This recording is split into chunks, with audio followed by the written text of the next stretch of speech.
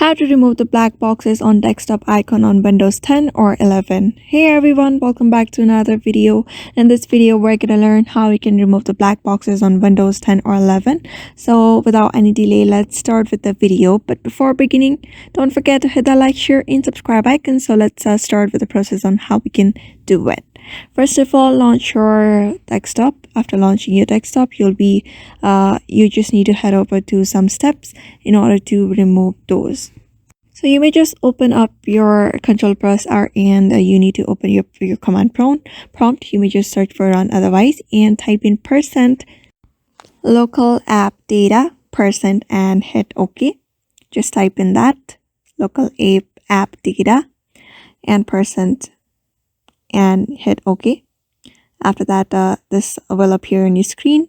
So you're just gonna scroll down on your screen, or before that, you just need to go to the view and you can see these hidden items. If it is not enabled, just make sure to enable this option.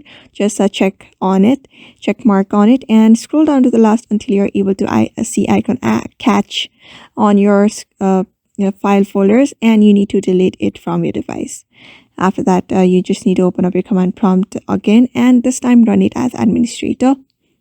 Just run it as administrator, and you're gonna copy in the code that I'm showing on the screen right now. The prompts, there are four prompts. You just need to copy in the prompts that I'm showing on the screen right now. After that, hit enter, and every prompts will run after taking some time. So therefore, just copy in the prompts that I'm showing on my screen right now. There are 4 of them. You need to copy each of the prompt, and after copying each of the prompt, your problem should be fixed.